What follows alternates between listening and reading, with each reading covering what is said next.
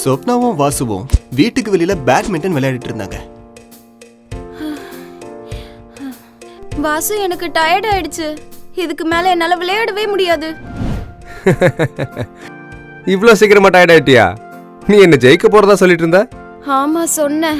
ஆனா இப்ப நான் தோல்வியை ஒத்துக்கிறேன். அப்படிலாம் ஒத்துக்க முடியாது. ஒழுங்கா நீ எனக்கு ஐஸ்கிரீம் வாங்கி கொடுத்துரு. லாஸ்ட் டைமும் நான் தானே வாங்கி கொடுத்தேன். ஒவ்வொரு தடவையும் நான் தான் வாங்கி தரணுமா? ஏன்னா ஒவ்வொரு தடவையும் நீ தானே தோத்து போற, அதனாலதான். சரி சரிண்ணே, நீ சொன்னபடியே வாங்கி தரேன். சொப்னாவும் வாசுவும் ஐஸ்கிரீம் சாப்பிடுறதுக்காக வெளியே கிளம்பினாங்க. அவங்க நடந்து போகும்போது ஐஸ்கிரீம்காரரோட சத்தம் கேட்டுச்சு. ஐஸ்கிரீம், ஜில் ஜில் ஜில் ஐஸ்கிரீம். ஐஸ்கிரீம் காரரு பக்கத்துல தான் நிக்கிறாருன்னு நினைக்கிறேன். ஜில் ஜில் ஜில் ஐஸ்கிரீம். அந்த தெருவுல இருந்தவங்க பக்கத்து தெருவுக்கு வந்து பார்த்தாங்க. ஆனா அதுக்குள்ள ஐஸ்கிரீம்காரரு அடுத்த தெருவுக்கு போயிடுறாரு. இந்த ஐஸ்கிரீம் அங்கிள் வந்து எங்க இவ்வளவு வேகமா போயிட்டாரு? இவ்வளவு நேரம் இங்க தானே இருந்தாரு, அதுக்குள்ளே காணாம போயிட்டாரு. நீ இவ்ளோ ஸ்லோவா வந்தா அவர் போகதான் செய்வாரு. அட சரி, வா வா, கொஞ்சம் ஸ்பீடா போய் பார்க்கலாம். ரெண்டு பேரும் வேகமா கிளம்பினாங்க. கொஞ்ச தூரத்திலேயே ஐஸ்கிரீம்காரரையும் பார்த்தாங்க. ஐஸ்கிரீம், ஜில் ஜில் ஜில் ஐஸ்கிரீம். வாங்க வாங்க, ஜில்லுன்னு ஐஸ்கிரீம் சாப்பிடுங்க. அந்த ஐஸ்கிரீம்காரர் நின்ன இடத்துல அக்கம் பக்கத்துல யாருமே இல்ல. அப்போ வாசுவும் சொப்னாவும் ஐஸ்கிரீம்காரரை நோக்கி நடந்து போறாங்க. அங்கிள், நீங்க ஏன் இவ்வளவு வேக வேகமா போறீங்க? நான் எவ்வளவு நேரமா ஃபாலோ பண்ணிட்டு வரேன் தெரியுமா உங்கள? தம்பி, இன்னும் நான் நிறைய இடத்துக்கு போயாகணும். நான் மெதுவா ஆம வேகத்துல போனா எப்படிப்பா வியாபாரம் நடக்கும்? அதுவும் அடிக்கிற வெயில்ல நான் இதையெல்லாம் விக்கலன்னா சீக்கிரமா இது உருகி போயிடுமே. அதெல்லாம் சரி, ஆனா இங்க நின்னு ஏன் ஐஸ் ஐஸ்னு கத்திட்டு இருக்கீங்க? பக்கத்துல யாருமே இல்லையே. அப்படி இல்ல மேடம், பேய் பிசாசு கூட என்னுடைய ஐஸ சாப்பிடுமே. நான் அவங்கள தான் கூப்பிட்டுக்கிட்டு இருந்தேன். அங்கிள், ரொம்ப கிண்டல் பண்ணாதீங்க. நாங்க ஒண்ணும் முட்டாள் இல்ல. உங்களுக்கு வாசுவை பார்த்தா பேய் மாதிரி தெரியுதா? சப்னா, அதெல்லாம் விடு. உனக்கு எந்த ஃப்ளேவர் ஐஸ்கிரீம் வேணும் அதை முதல்ல சொல்லு. எனக்கு மேங்கோ ஃப்ளேவர். அங்கிள், ஒரு மேங்கோ ஃப்ளேவர் கொடுங்க, ஒரு வெனிலா கொடுங்க. ஐஸ்கிரீம்காரர் அந்த ரெண்டு பேருக்கும் ஐஸ கொடுத்துட்டு, ஏன்பா தம்பி, உங்க ரெண்டு பேருக்கும் பேய் பிசாசு மேல நம்பிக்கை இருக்கா? எனக்கு பேய் பிசாசு மேல சுத்தமா நம்பிக்கையே கிடையாது. சப்னா, நீ நம்புறியா என்ன? அண்ணா, இப்படி எல்லாம் பேசாத. எனக்கு பயமா இருக்கு. நைட்ல யாராச்சும் பேய் பத்தி பேசுவாங்களா? ஐஸ்கிரீம்காரரும் வாசுவும் இதை கேட்டு சிரிக்கிறாங்க. பயப்படாதீங்க மேடம், எல்லா பேய்களும் கெட்ட பேய்ங்க கிடையாது. நல்லது கெட்டதெல்லாம் விடுங்க, முதல்ல பேயே கிடையாது. அட இல்ல தம்பி, பேய்கள்லாம் இருக்கு. நல்ல பேய்களும் இருக்கு, கெட்ட பேய்களும் இருக்கு. நான் இன்னொன்னும் கேள்விப்பட்டேன். இந்த ஏரியால ஒரு பேய் சுத்திக்கிட்டு இருக்குதான். அதை கேட்டு சொப்னா பயப்படுறாங்க. அங்கிள், நீங்க எதுக்காக பேயை பத்தி பேசுறீங்க? எனக்கு பயமா இருக்கு. தயவு செஞ்சு பேசாதீங்க. நீ ஏன் பயப்படுற? நான் தான் கூட இருக்கேன்ல. அப்புறம் அங்கிள், நீங்க பேயை பத்தி சொல்லிட்டு இருந்தீங்கல்ல, எனக்கு பயம் இல்ல, நீங்க சொல்லுங்க. இது ரொம்ப வருஷத்துக்கு முன்னாடி நடந்த கதை தம்பி. என்ன மாதிரியே இங்க ஒரு ஐஸ்கிரீம் காரரு டெய்லி வருவாராம். அவரு ரொம்ப நல்லவர்னு இங்க இருக்கிற எல்லாருமே சொன்னாங்க. யார்கிட்டயாவது காசு இல்லைன்னு சொன்னாலும் இலவசமா அவரு ஐஸ கொடுப்பாராம். அப்புறமா அவருக்கு சின்ன பசங்கன்னா கொல்ல பிரியமா. அவரு வந்ததுமே சின்ன பசங்க எல்லாரும் வீட்டை விட்டு ஓடி வந்துருவாங்களாம். அப்புறம் ஏன் வரமாட்டேங்கிறாங்க? அதுவா, சொல்றேன் கேளுங்க. ஒரு நாள் ராத்திரி நல்ல மழை பெஞ்சுக்கிட்டு இருந்துச்சான். அவர் ஐஸ்கிரீம் வித்துக்கிட்டே வீட்டுக்கு போய்கிட்டு இருந்தாராம். அவர் போற வழியில ஒரு பெரிய ஆறு இருந்துச்சான். அந்த ஆத்துக்கு மேல ஒரு மரப்பாலம் இருந்திருக்கு. அந்த மரப்பாலத்து மேல அவர் போய்கிட்டு இருக்கும் போது அந்த பாலம் அருந்து கீழே விழுந்திருக்கு. அப்போ ஐஸ்கிரீம் விக்கிறவரு சைக்கிளோட சேர்ந்து ஆத்துல விழுந்து இறந்து போயிட்டாராம். சாமி, அவர் ஆத்மா சாந்தி அடையட்டும். நீங்க அவரை பாத்திருக்கீங்களா? நான் அவரை பார்த்தது இல்ல, ஆனா அவரை பத்தி நிறைய கேள்விப்பட்டிருக்கேன். அவர்கிட்ட முதல் முறையா யார் ஐஸ் வாங்கினாலும் காசே வாங்க மாட்டாராம். அதை அவர் வழக்கமாவே வச்சிருந்தாராம். அவர் ரொம்ப ரொம்ப நல்லவரா. சொப்னா அதை கேட்டு நடுங்கி போயிட்டாங்க. போதும், இதோட நிறுத்துங்க. இந்த ஹாரர் கதையெல்லாம் நிறுத்துங்க. நான் இப்ப வீட்டுக்கு போறேன். ஐஸ்கிரீம் ஏதாவது சாப்பிட முடியுமா? நான் போகும்போதே சாப்பிட்டுக்கிறேன். ஐயோ மேடம், பயப்படாதீங்க. நான் கேள்விப்பட்ட வரைக்கும் அங்கிள், என்கிட்ட எதுவும் சொல்லாதீங்க. வாசுவா போலாம். வாசு ஐஸ்கிரீம்கான பணத்தை கொடுக்கறாரு. ஆனா ஐஸ்கிரீம்காரர் அந்த பணத்தை வாங்க மறுக்கிறாரு. இல்ல தம்பி, இது என்னுடைய பழக்கம். என்கிட்ட முதல் முறையா யார் ஐஸ்கிரீம் வாங்கினாலும் நான் அதுக்கான பணத்தை அவங்க கிட்ட இருந்து வாங்க மாட்டேன். நீங்களே வச்சுக்கோங்க. அந்த பேயோட பழக்கம் உங்களுக்கு ஒட்டிக்கிச்சா? அப்போ சரி, thank you so much. You are most welcome. வாசுவும் சொப்னாவும் அவங்க வீட்டை நோக்கி நடக்க ஆரம்பிக்கிறாங்க. உனக்கு இந்த ஐஸ்கிரீம் காரரை பார்த்தா வித்தியாசமா தெரியல? இல்லையே, எனக்கு எதுவும் வித்தியாசமா தெரியலையே. கொஞ்ச தூரம் போனதுக்கு அப்புறம் சொப்னா பின்னாடி திரும்பி பாக்குறாங்க. அட என்ன ஒரு ஆச்சரியம், அந்த இடத்துல ஐஸ்கிரீம் காரர் இல்ல. சொப்னா அப்படியே உறைஞ்சு போய் நிக்கிறாங்க. வாசு, எனக்கு ரொம்ப பயமா இருக்கு, சீக்கிரம் போலாம். வாசுவும் சொப்னாவும் வீட்டை நோக்கி வேகமா நடக்கிறாங்க. அவங்க வீட்டை நெருங்கி வந்து சேர்ந்ததும் அவங்களுக்கு ஒரு குரல் மட்டும் கேக்குது. அதுக்கப்புறம் அவங்க அதிர்ச்சி ஆகுறாங்க. ஐஸ்கிரீம், ஜில் ஜில் ஜில் ஐஸ்கிரீம். உடனே ரெண்டு பேரும் பின்னாடி திரும்பி பாக்குறாங்க. ஐஸ்கிரீம், ஜில் ஜில் ஜில் ஐஸ்கிரீம்.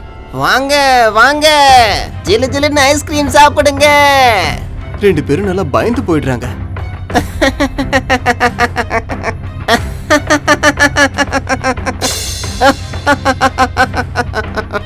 நான் தான் சொன்னல மேடம், எல்லா பேய்களும் கெட்ட பேய்ங்க கிடையாது.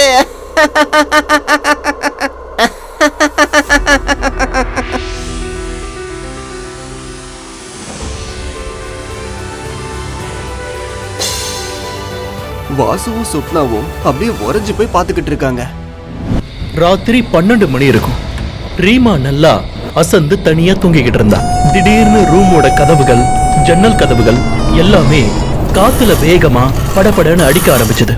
அப்போ ரீமாவுக்கு ரொம்ப பயம் ஆயிடுச்சு. அப்போ அவங்க வீட்டு கதவை யாரோ தட்டுற சத்தம் கேட்டது. யாரது? யார் கதவை தட்டுறது? நான் தான் ரீமா, வந்து கதவை தர. ரீமா கதவை திறந்து பார்த்த உடனே அலறா. அவங்க அண்ணனோட தலை மட்டும் அப்படியே காத்துல மிதந்துகிட்டு இருக்கு. அத பார்த்ததும் ரீமா ரொம்ப நடுங்க ஆரம்பிக்கிறா. அவளோட அண்ணன் இந்த நேரத்துல கல்யாணத்துக்கு தானே போயிருந்தாருன்னு சொல்லி அவருக்கு கால் பண்ணி, நீங்க எங்க இருக்கீங்க அண்ணா? வழியில தான் இருக்கோம் ரீமா, நாங்க நடந்து வந்துகிட்டு இருக்கோம். எங்களோட வண்டி ரிப்பேர் ஆயிடுச்சு, அதனால நாங்க காட்டு வழியா வந்துகிட்டு இருக்கோம். சரி, நீங்க பத்திரமா வாங்கண்ணா. விவேக்கும் அவரோட 3 நண்பர்களும் கல்யாணத்தை முடிச்சிட்டு திரும்ப நடந்து வந்துகிட்டு இருக்காங்க. அப்போ காட்டு வழியில போகும்போது யாரோ சிரிக்கிற சத்தம் கேக்குது. அந்த குரலை கேட்டதுக்கு அப்புறம் விவேக் என்ன சொன்னான்னா,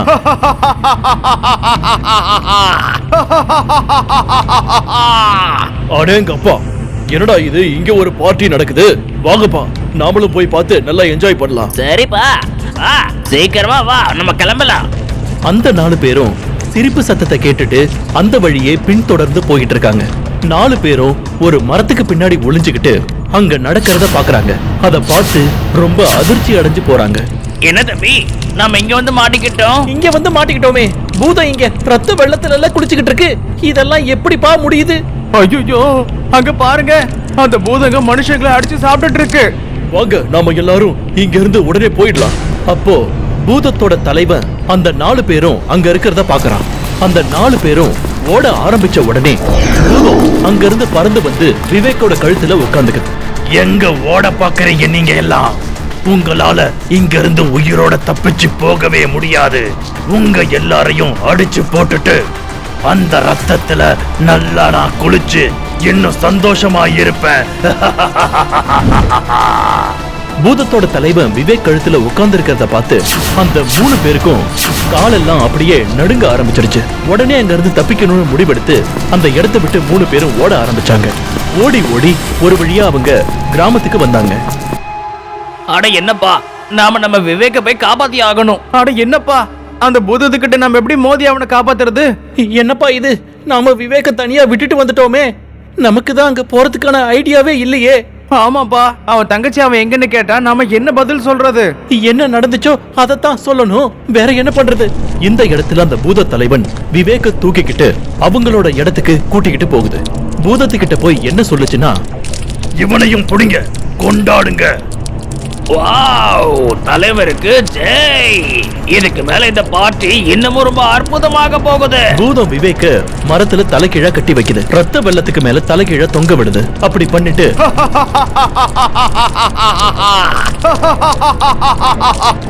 உன்னை வெட்டி துண்டு துண்டாக்கி உன் ரத்தத்தை இந்த ரத்தத்தோட சேர்த்து நான் இன்னும் சந்தோஷமா குளிக்க போறேன். மனிதர்களுடைய ரத்தம் எவ்வளவு சுவையா இருக்கும் தெரியுமா? அதோட இவனுடைய ரத்தத்துல நாம குளிச்சோம்னா நாம இப்ப இருக்கிறத விட இன்னமும் பலசாலிகள் ஆயிடலாம். அண்ணனை நினைச்சு கவலைப்பட்ட ரீமா திரும்ப திரும்ப தன்னோட அண்ணனுக்கு கால் பண்ணிக்கிட்டு இருக்கா. அவளோட அண்ணன் போனை எடுக்கலன்னதும் அவரோட நண்பர்களுக்கு போன் பண்றா. அப்புறம் எல்லா விஷயமும் அவளுக்கு தெரிய வருது. அத கேட்டதுக்கு அப்புறம், நீங்கெல்லாம் என் அண்ணனுக்கு துணையா இல்லாம அவரை மட்டும் தனியா விட்டுட்டு வந்துட்டீங்களா? இல்லம்மா, நாங்களும் எவ்வளவு முயற்சி பண்ணி பார்த்தோம். ஆனா அந்த பூதத்தை எதிர்த்து எங்களால எதுவும் செய்ய முடியலம்மா. அதனால எங்களை தயவு செய்து மன்னிச்சிடு. உங்களெல்லாம் என் அண்ணனோட ஃப்ரெண்ட்ஸ் சொல்லவே எனக்கு அசிங்கமா இருக்கு. இனிமே நீங்க என்ன தங்கச்சின்னு கூப்பிடாதீங்க. ப்ளீஸ் ப்ளீஸ்மா, இப்படி எல்லாம் நீ சொல்லாத. அப்புறம் வேற எப்படி சொல்றது? என் அண்ணன் தான் எனக்கு மொத்த உலகமே.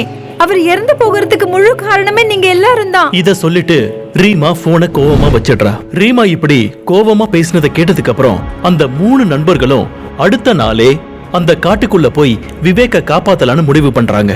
நாம பூதத்தை எப்படி எனக்கு ஒரு மந்திரவாதியை தெரியும்.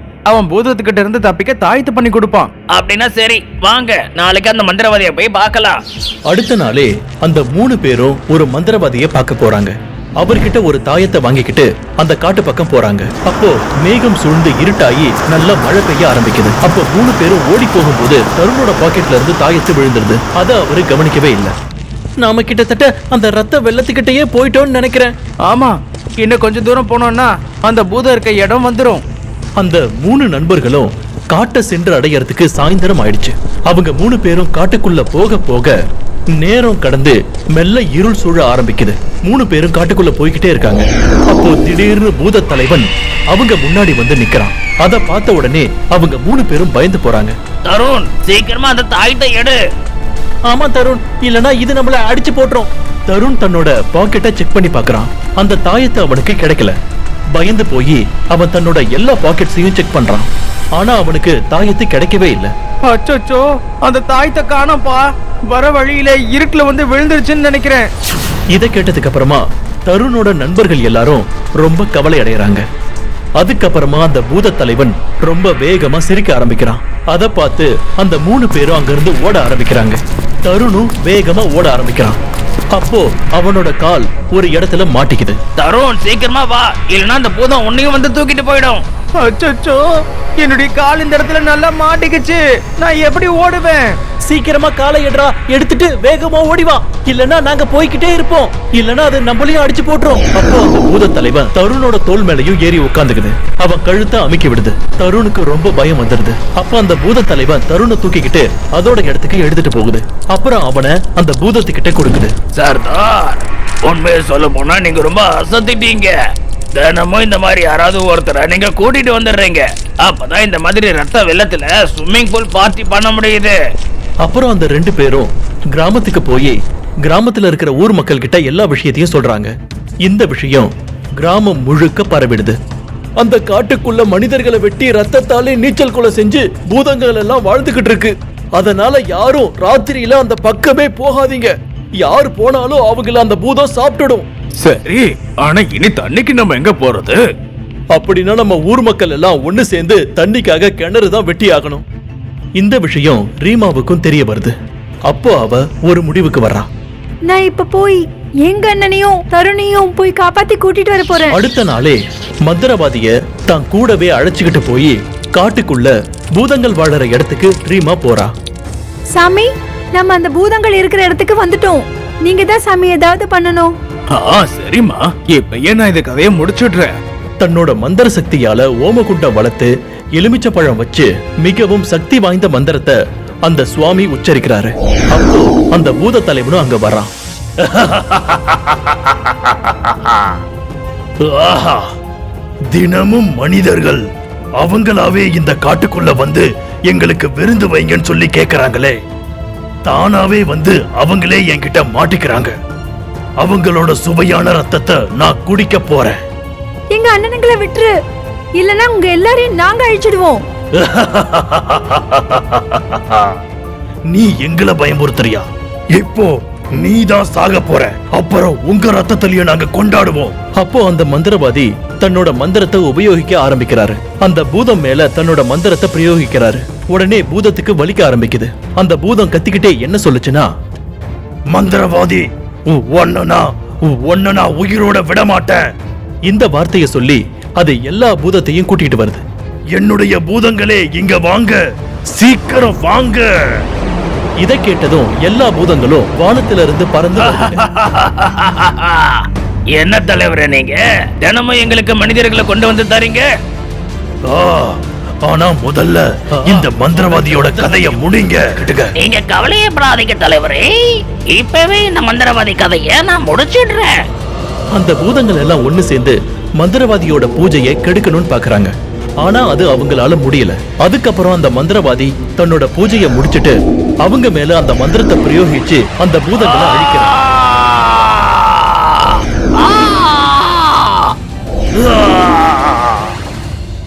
சாமி சாமி, எங்க அண்ணனும் மத்த அண்ணன்களும் எங்க இருக்காங்க? அவங்களை எப்படியாவது தேடி கண்டுபிடிச்சு கொடுங்க. மகளே, இந்த பூதங்கள்லாம் அவங்கள கொன்னுடுச்சு. இனி அவங்களால திரும்ப வர முடியாது. இதை கேட்டதும் ரீமா ரொம்ப அழ ஆரம்பிக்கிறா. அந்த நேரத்துல கிராமத்து மக்கள் அங்க வராங்க. மகளே, நீ ரொம்ப பெரிய காரியம் பண்ணிருக்கம்மா. இந்த பூதங்க கிட்ட இருந்து எல்லா மக்களையும் காப்பாத்தீங்க. பாருமா, நீ அழாதம்மா. இதுக்கப்புறம் நாங்க உன்னை எங்க பொண்ணு மாதிரி பாத்துக்கிறோம். அதுக்கப்புறமா கிராமத்து மக்கள் ரீமாவுக்கும் அந்த சுவாமிக்கும் நிறைய நன்றி சொல்றாங்க. அப்புறம் ரீமா அந்த ஊர் மக்களுக்கு ஒரு செல்ல பிள்ளையா இருக்கா. ராம்பூர் கிராமத்துல இருக்க பஜார்ல காலுவோட பக்கோடா கடை இருக்கு. அங்க இருந்து கொஞ்சம் தள்ளி தான் வித்யுவோட பக்கோடா கடையும் இருக்கு. காலுவோட பக்கோடா கடையில எப்பவுமே பக்கோடா சாப்பிடறதுக்கு நிறைய கூட்டம் இருக்கும். ஆனா வித்யுவோட பக்கோடா கடையில ஒரு 2-3 பேர் வந்தாலே பெரிய விஷயமா இருக்கும். தினமும் இதே மாதிரிதான் நடக்கும். வித்யுக்கு காலுவோட கடையில இருக்க கூட்டத்தை பார்த்து பார்த்து ரொம்ப கோவமா வரும். அட கடவுளே, காலுவோட பக்கோடால மட்டும் அப்படி என்ன இருக்கு? அங்க மட்டும் எப்படி அவ்வளவு கூட்டம் சேருது? எனக்கும் கூட அதே மாதிரி ஒரு மேஜிக்க பண்ணேன் கடவுளே. இந்த மாதிரி கூட்டம் எனக்கும் சேர்றதுக்கு நான் தான் ஏதாவது பண்ணியே ஆகணும். நைட்டு பிருந்தாவும் வித்யுவும் சாப்பிட்டுட்டு இருந்தாங்க. அப்போ வித்யு உம்முன்னு இருக்கிறத பார்த்து பிருந்தா கேட்டா, என்னாச்சு உங்களுக்கு? ஏன் ரொம்ப கவலையா இருக்கீங்க நீங்க? என்ன சொல்ல, வியாபாரமே சரியா போக மாட்டேங்குது. காலுவோட கடையில அவ்வளவு கூட்டம் நிக்குது தெரியுமா? ஆனா நம்ம கடையில கூட்டமே வர மாட்டேங்குதே. அதான் எனக்கு ரொம்ப கவலையா இருக்கு. அட, இதுக்கா நீங்க இவ்ளோ கவலைப்படுறீங்க? உனக்கு இந்த விஷயம் ரொம்ப சிம்பிளா தெரியுதா? ஆமா, என்ன பொறுத்த வரைக்கும் இந்த விஷயம் ரொம்ப சிம்பிள் தான். அது எப்படி? நாளையில இருந்து நான் உங்க கூட கடைக்கு வரேன். பக்கோடாவை நான் வியாபாரம் பண்றேன். அப்படின்னா நாளையில இருந்து நம்ம கடையில கூட்டம் அலமோதுன்னு சொல்றேன். அப்புறம் காலுவோட கடைக்கு கூட்டம் வரவே வராது பாருங்க. ஆனா இது எப்படி சாத்தியமாகும்? அட, உங்களுக்கு மறந்து போச்சா? பெரிய பெரிய கடையில எல்லாம் பெண்களை தான் வேலைக்கு வச்சிருப்பாங்க. நானும் பெண் தானே. நாளைக்கு பாருங்க என்னோட மேஜிக்க. அடுத்த நாள் பிருந்தா வித்யுவோட பக்கோடா கடையில போய் வேலை செஞ்சா. காலுவோட கடையில எப்பவும் போல கூட்டம் அலமோதிட்டு தான் இருந்துச்சு. அந்த கூட்டத்துல இருந்த ஒருத்தன் பிருந்தாவை பார்த்தான். டேய், அங்க பாருங்கடா, ஒரு அழகான பொண்ணு பக்கோடா கடையில நின்னு பக்கோடா போட்டுக்கிட்டு இருக்கு. வாங்க வாங்க, அங்க போய் சாப்பிடலாம். வாங்க போலாம். பிருந்தாவை பார்த்ததுக்கு அப்புறம் அங்க இருந்த கூட்டம் எல்லாம் அவங்களோட கடையில வந்து உட்கார்ந்துட்டாங்க. தன்னோட கஸ்டமர் எல்லாம் அங்க போய் உட்கார்ந்ததை பார்த்து காலுக்கு ரொம்ப கோவம் வந்துருச்சு. ஆனா தன்னோட கடையில இவ்வளவு கூட்டம் நிக்கிறத பார்த்து வித்யுக்கு ரொம்ப சந்தோஷமாயிடுச்சு. மேடம், எனக்கு 10 ரூபாய்க்கு பக்கோடா கொடுங்களேன். என்கிட்ட 100 ரூபாய்க்கு சில்லறை இல்லையே. அப்ப பரவாயில்ல, நீங்க 100 ரூபாய்க்கே பக்கோடா கொடுங்க.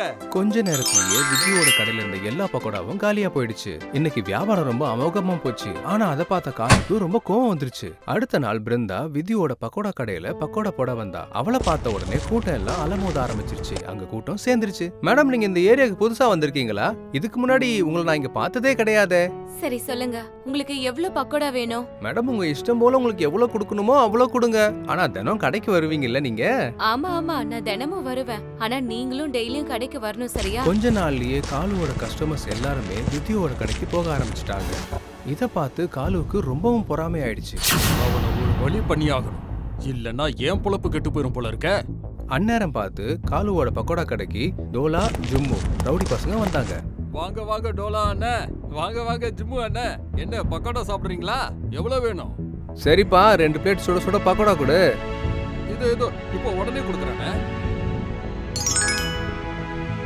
அங்க பாரு டோலா, எவ்வளவு அழகான பொண்ணு எல்லாருக்கும் பக்கோடா கொடுத்துக்கிட்டு இருக்கா. அவளோட அழகான கையால பக்கோடா சாப்பிடுறதுக்கு ரொம்ப ரொம்ப சூப்பரா இருக்கும்னு. போலாமாங்க? அண்ணே, ஜிம்மு அண்ணே, டோலா அண்ணே, இந்தங்க பக்கோடா சாப்பிடுங்கண்ணே. உங்க 2 பிளேட்டும் ரெடியா இருக்குண்ணே. உன்னோட பக்கோடாவை நீயே வச்சுக்கோ, நீயே செஞ்சு நீயே சாப்பிடு.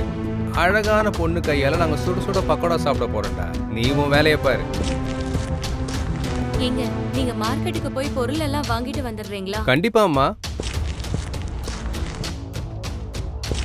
வாங்க சார், வாங்க. உங்களுக்கு எவ்வளவு பக்கோடா வேணும்? கொடுங்க கொடுங்க, ஒரு 2-4 பிளேட் கொடுங்க. 2 பிளேட்டா இல்ல 4 பிளேட்டா? 4 பிளேட். 2 பிளேட்ல பக்கோடா, 2 பிளேட்ல காதல். மரியாதையா பேசி பழகுங்க. மரியாதை எல்லாம் நாங்க கத்துக்கிறோம், என்ன நீங்க புரிஞ்சுக்கோங்க.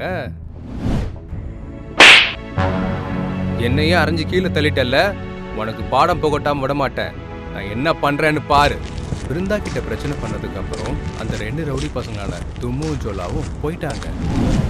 ஆனா பிருந்தாக்கு ரொம்ப டென்ஷன் ஆயிடுச்சு. மார்க்கெட்டுக்கு போயிட்டு வந்த வித்யு உம்முன்னு இருந்த பிருந்தாவை பார்த்து என்ன ஆச்சுன்னு கேட்டான். என்ன ஆச்சு பிருந்தா, ஏன் ரொம்ப கவலையா இருக்க? இப்பதான் 2 ரவுடி பசங்க வந்து என்கிட்ட தேவையில்லாம பிரச்சனை பண்ணிட்டு போனாங்க. என்ன பிரச்சனை பண்ணாங்களா? ஆமா. அப்ப நீ என்ன பண்ண? நான் அந்த ரவுடி பையனை ஓங்கி அரைஞ்சிட்டேன். அடி வாங்கினதுக்கு அப்புறம் கூட உன்னை என்ன பண்ண போறேன்னு என்ன மிரட்டிட்டு போயிருக்காம. இப்ப நம்ம என்ன பண்றது? நீங்க பயப்படாதீங்க, இந்த மாதிரி ரவுடி பசங்களை என்ன பண்ணணும்னு எனக்கு நல்லாவே தெரியும். 2 ரவுடி பசங்களும் அவங்க வீட்டுல உட்காந்துருந்தாங்க. ஆனா ஜும்முக்கு பிருந்தா கிட்ட அடி வாங்கினது ஞாபகமாவே இருந்துச்சு. அதுக்கு பழுக்கி பழி வாங்கணும்னு துடிச்சுக்கிட்டே இருந்தான். அப்போ காலு பக்கோடாக்காரர் அங்க வந்துட்டு இருந்தாரு. எரியிற நெருப்புல எண்ணெயை ஊத்துற மாதிரி. வணக்கம் வணக்கம் ஜும்மா அண்ணா. சொல்லு சொல்லு, எப்படி இருக்க காலு? அண்ணா நீங்க எப்படி இருக்கீங்கன்னு கேக்குறதுக்காக தான் நான் வந்தேன்.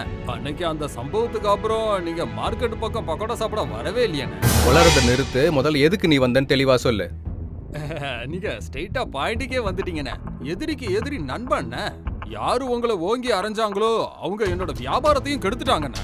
என்ன பண்றதுன்னே தெரியல. நீங்க பதிலுக்கு பதில் செய்யறதுல அவங்க மூஞ்சி எடுத்து யாருக்கிட்டையுமே பேசக்கூடாதுண்ணே. அவ ஒவ்வொரு பௌர்ணமியும் தனியா சாமி கும்பிட்டுட்டு வீட்டுக்கு போய்கிட்டு இருப்பா. இன்னைக்கு பௌர்ணமி தானே, நீங்க போய் என்ன பண்ணணுமோ பண்ணிருங்கண்ணே. இன்னைக்கு பௌர்ணமி. பிருந்தா அவ கோயிலுக்கு தனியா போய் சாமி கும்பிட்டுட்டு அவ வீட்டுக்கு போயிட்டு இருந்தா. அவ வர வழியில அந்த 2 ரவுடிகளும் அவளுக்காக வெயிட் பண்ணிட்டே இருந்தாங்க. அவங்கள பார்த்த உடனே பிருந்தாக்கு புரிஞ்சு போச்சு. அவ தன்னோட மானத்தை காப்பாத்திக்கிறதுக்காக அங்க இருந்து ஓட ஆரம்பிச்சா. அந்த 2 ரவுடிகளும் அவளை துரத்த ஆரம்பிச்சாங்க. காப்பாத்துங்க, காப்பாத்துங்க, காப்பாத்துங்க. பிருந்தா ஓடிக்கிட்டே இருந்தா. அந்த 2 ரவுடிகளும் அவளை துரத்திக்கிட்டே இருந்தாங்க. ஓடி ஓடி பிருந்தா ரொம்ப டயர்டாயிட்டா. அந்த 2 ரவுடிகளும் அவளுக்கு கிட்ட வந்துட்டாங்க. தப்பிக்க வேற வழியே இல்லாத பிருந்தாக்கு அங்க இருந்த ஒரு கிணறு தென்பட்டது. வேற எதை பத்தியும் யோசிக்காம பிருந்தா அந்த கிணத்துக்குள்ள குதிச்சுட்டா.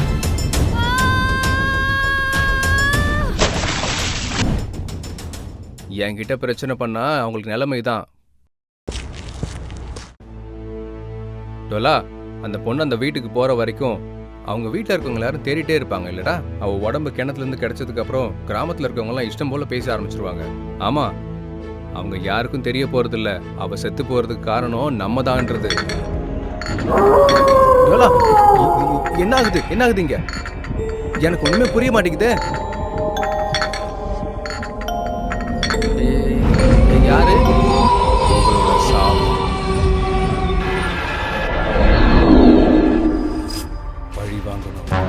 பழி வாங்கணும். உங்களாலதான் நான் கிணத்துல குதிச்சு செத்து போனேன். இன்னைக்கு உங்க 2 பேத்தையும் நான் சும்மா விட மாட்டேன்டா. எங்களை மன்னிச்சிருங்க, தெரியாம தப்பு பண்ணிட்டோம். இந்த காலு பக்கோடாக்காரன் தான் எனக்கு இந்த ஐடியாவே கொடுத்தான். அதனாலதான் நாங்க உங்களை ஃபாலோவே பண்ணோம். மன்னிச்சிருங்க. உங்களால இப்ப அவனும் சாக போறா. விட மாட்டேன்டா. காப்பாத்துங்க, காப்பாத்துங்க, காப்பாத்துங்க.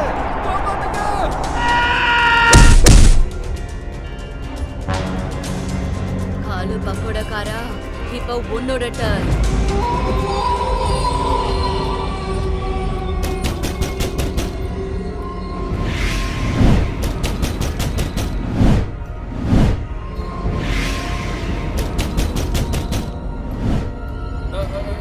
யாரு?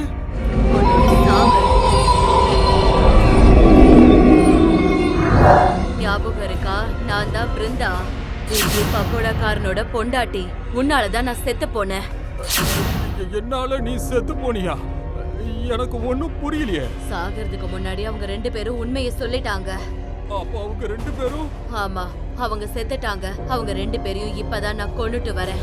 இப்ப உன்னை நான் கொல்ல போறேன். ப்ளீஸ் என்ன கொன்னுறாத. நான் தெரியாம பண்ணிட்டேன். என்ன மன்னிச்சிரு, என்ன மன்னிச்சிரு. காப்பாத்துங்க, காப்பாத்துங்க, காப்பாத்துங்க.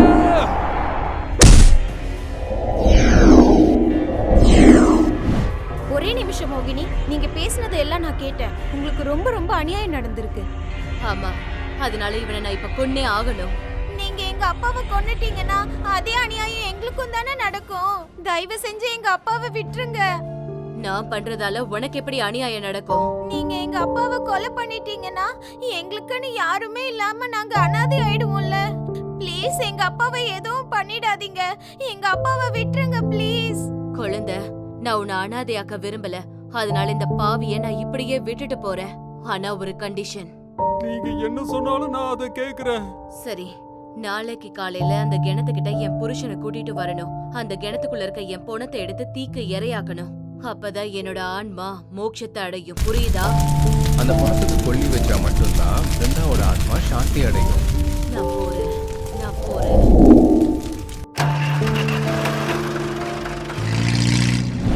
உங்களுக்கு இந்த வீடியோ பிடிச்சிருந்தா மறக்காம எங்களோட சேனலை சப்ஸ்கிரைப் பண்ணுங்க. மறக்காம லைக்கும் ஷேரும் பண்ணுங்க. ரொம்ப நன்றி.